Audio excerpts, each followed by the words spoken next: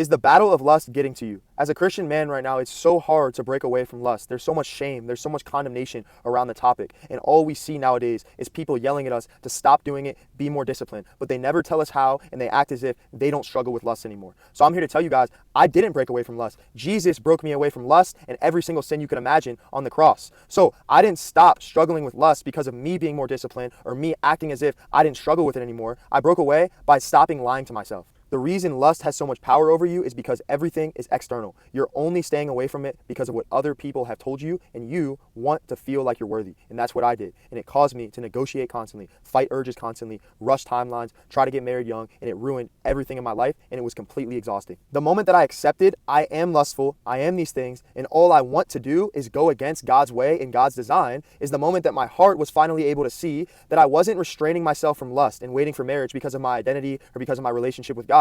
I was doing it because I was afraid of exposure and not being the person that I made myself out to be. I was constantly tying my salvation and my standing before God with my actions, with how I stayed away from lust, with how I acted as a Christian, and it left me tired, empty, and hopeless. So when I finally accepted, at the end of the day, it's my choice. Jesus paid the penalty for all of my sins. My righteousness is not on the line because it was never about me. Even if I did all the right things, I still would fall short and would need his blood. So when that grace hit my heart, I finally realized, okay, I can fall into lust, I can do this, and I don't have to feel condemned for it. But guess what? I'm not going to do that anymore because Christ made me new when I least deserved it. So I'm going to align with him because I choose to and I want to. I'm not going to keep doing these things because I have to. So what I realized is I'm not going to be the godly man or the godly husband that I want to be if I'm doing everything for external circumstances and to look holy. I started to realize that I can't be that godly man, but I can be through Christ. And I realized, okay, I'm going to walk by faith and not by sight now. And what I mean by that is my lustful thoughts, my lustful emotions, they may still be there and they probably will still be there.